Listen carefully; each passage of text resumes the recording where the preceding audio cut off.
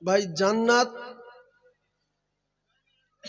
একটা জান্নাত ভালো জায়গা, আর একটা জাহান্নাম খারাপ জায়গা। কষ্টের জায়গা একটা আর শান্তির জায়গা একটা, আর তৈরি করা হয়েছে আমাদের জন্য। আজকের আপনারা বোঝেন মাওলানা আব্দুল হান্নান সাহেব হুজুরের নামকরণে এলাকার মানুষ চেনে যে এটা মাওলানা আব্দুল হান্নান সাহেবের জলসা। এটা মাওলানা আব্দুল হান্নান সাহেবের জলসা না, মাওলানা আব্দুল হান্নান সাহেবের মাদ্রাসা। এ মাওলানা আব্দুল হান্নান সাহেবের মাদ্রাসা না, কিন্তু মানুষই বলে, লোকে বলে। তো মাওলানা আব্দুল হান্নান সাহেবের নামকরণে যে ঐতিহাসিক মাহফিল আমরা জানি, 7 নম্বর মাদ্রাসা মুজাদ্দিদিয়া মাদ্রাসা, এই মাদ্রাসার জলসায় কিছু মানুষ আসছে খুব তেড়ে হুড়ে, বাইক নিয়ে উড়ে, তাড়াতাড়ি করে জামা কাপড় গায়ে দিয়ে দুপুরবেলা গোসল করে সাবান মেখে জামা কাপড় পরিষ্কার করে এসে জলসায় বসে না। এরা কি জন্য আসে আর কি এদের চিন্তা ভাবনা? ফোন নাম্বার নেবে, না মানুষের সর্বনাশ করবে, না চুরি করবে, না ডাকাতি করবে, না লোকের পকেট মারবে, আল্লাহ পাক জানে। এরা জলসায় আসে কি জন্য? জলসায় যারা আসে এদের টার্গেট জলসা শুনবো, মাহফিলে বসবো, নেকি হবে, সওয়াব হবে, গুনাহ মাফ হবে। মাহফিলে বসবো, 60 অথবা 70 বছর নফল ইবাদতে সওয়াব হবে, সেই তো উদ্দেশ্য আমাদের। কিন্তু কোনো চিন্তা ভাবনা নেই। একদল মেয়েদের ওদিকে ঘুরতে, সেই ওখানে চুড়ি মাগড়ির দোকান, সেখানে একদল শুধু দোকানে ঘুরছে, দোকানে ছিনতাই করবে না বাক্স নিয়ে পালাবে, সেই টেনশন এদের। আর এর ভিতরে একদল মানুষ সোজা আসলো, বাড়ির থেকে নাস্তা পানি করে চাটা খেয়ে সোজা এসে বসে গেল। আজান হলে দেখবেন একদল মানুষ সোজা মসজিদে আসে, আর একদল মানুষ মসজিদের আশপাশে আড্ডা মারে। এরাও কিন্তু জানে যে নামাজ পড়া ভালো, এরা কিন্তু জানে জলসা শোনা ভালো, এরা জানে কোরআনের মাহফিলে বসা ভালো। এজন্য জান্নাত আর জাহান্নাম দুটো জিনিস আল্লাহ তৈরি করেছেন। যারা বিয়ারা কাজ করবে, আল্লাহর নাফরমানি করবে, কোরআনের মাহফিলের বিরোধিতা করবে, আল্লাহর হুকুমের বিরোধিতা করবে, আল্লাহ পাক এদের জন্য জাহান্নাম রেখেছে। একদল নারী তারাও এই চিন্তা ভাবনা নিয়ে আসে। আপনারা চারিদিকে লক্ষ্য করে দেখেন, মা বোনেরা ঠিক তাদের জায়গা মতো বসে গেছে।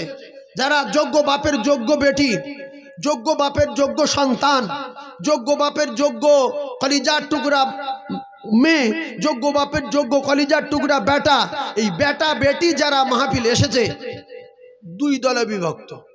একদল অন্য টার্গেট নিয়ে ঘুরছে, ওরা তো মায়ের জাত, যারা দোকানে গিয়ে পাক খাচ্ছে। ওদের মতো মায়ের জাত অনেকে মাহফিলে বসে গেছে। এদের লজ্জা আছে, এদের ঈমান আছে। লজ্জা শরম হলো ঈমানের অঙ্গ। আল হায়া উশুবাতুম মিনাল ঈমান।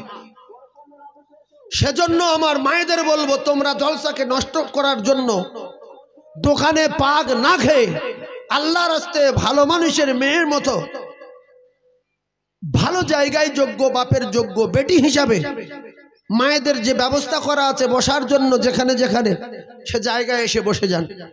কারণ আপনাদের ভিতরে আল্লাহ পাক অনেক পাওয়ার দিয়েছে, আপনাদের অনেক সম্মান দিয়েছে। আপনাদের কদমের তলে আল্লাহ পাকের জান্নাত রাসূল ঘোষণা দিয়েছে। আপনারা চলে আসেন।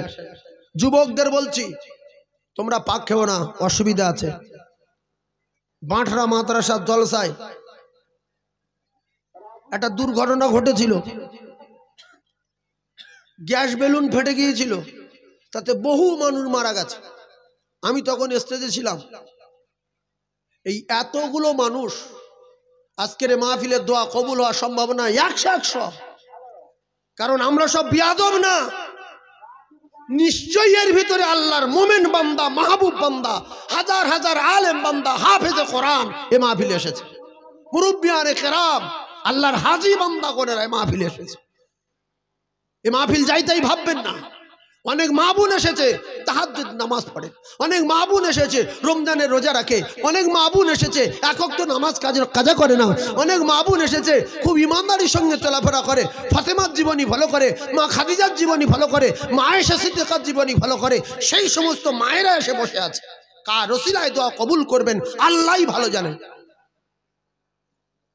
সেই জন্য কারুর খারাপ বলা যাবে না, সবাই ভালো, আমি খারাপ। আমি আজকের মাহফিলে আসছি, আমার জিন্দগির গুনাহ আল্লাহ মাফ করে দেবেন। আমি মাহফিলে আসছি একটু দোয়া করব।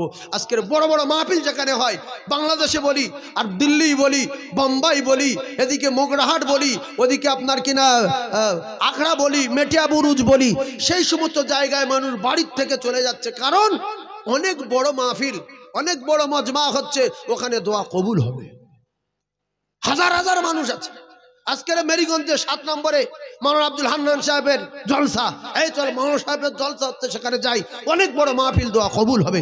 কিন্তু একদল যুবক এরা কেন যে দোকানে পাক খাচ্ছে, কেন যে উল্টো পাল্টা করছে, এদের দিলের খবর আল্লাহু আলিমুম বিজাতিস সুদূর, একমাত্র জানেন তিনি, যিনি হলেন আমাদের আল্লাহ। আমরা জানি না, আমরা কিছু বলতে পারবো না, তবে লোক সংখ্যা অনেক, এদের জন্য দোয়া করি আল্লাহ যেন ওদের মাহফিলে আসবার মতো তৌফিক দেন, বলেন আমিন। আরো জোরে বলেন আল্লাহুম্মা আমিন, আর একটু চিল্লে বলেন আল্লাহুম্মা আমিন। 3 বার বললাম যে আল্লাহ আমাদের দোয়াটাকে আপনি কবুল করেন। আমাদের ভাই কুল্লু মুসলিমিনা ইখওয়া, তাম বিশ্বের মুসলমানের ভাই, আল্লাহ আপনি কবুল করে নেন, ওদের ভালো জায়গায় বসবার মতো তৌফিক দেন। আজকের ফিলিস্তিনের জমিনের দিকে লক্ষ্য করুন, রমজান মাসে তারা ঘাস খাচ্ছে, ঘাস, গাছের গোড়ায় গাছের পাতা খাচ্ছে, সেহরি খাচ্ছে গাছের পাতা খেয়ে, পানি পায় না, কি পরিস্থিতি, কি অবস্থা, কালো ঝুল হয়ে গেছে, কঙ্কাল হয়ে গেছে, কারুর মাটি হচ্ছে, কারুর হয় না, কেউ ঘরের তলায় পড়ে পচে গেছে, অস্তিত্ব নেই। আজকের আমরা হদ্দ খাওয়া খাচ্ছি আর মনে করছি খুব ভালো আছি, ঘুঁটে পড়ে আর গোবর হাসে, আর ঘুঁটে পুড়ে যাওয়ার সময় বলে যায় চিন্তা করবি না, তোর একদিন আছে।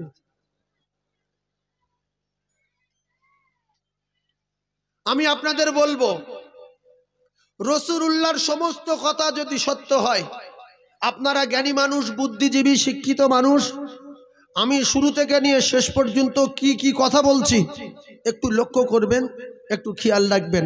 এতগুলো আলেম ওলামা, এতগুলো তলাবা, এতগুলো হাফেজে কোরআন, এতগুলো মাস্টার ডাক্তার, শিক্ষিত মানুষ, যে সমস্ত ভাইরা এসেছেন, আমার শিক্ষিত মা বোনেরা, বেটিরা, প্রত্যেকে একটু খেয়াল করবেন, আমল করার চেষ্টা করবেন।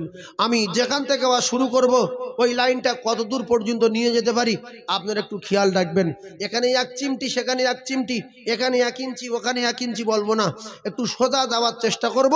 আপনারা শিক্ষিত মানুষ, একটু বোঝার চেষ্টা করবেন। আমরা সবাই যারা বসে আছি, রাসূলুল্লাহ জীবনের চেয়ে বেশি ভালোবাসি না বাসি না বাবু? বাসি। বলেছে কে? আল্লাহ। আল্লাহ পাক বললেন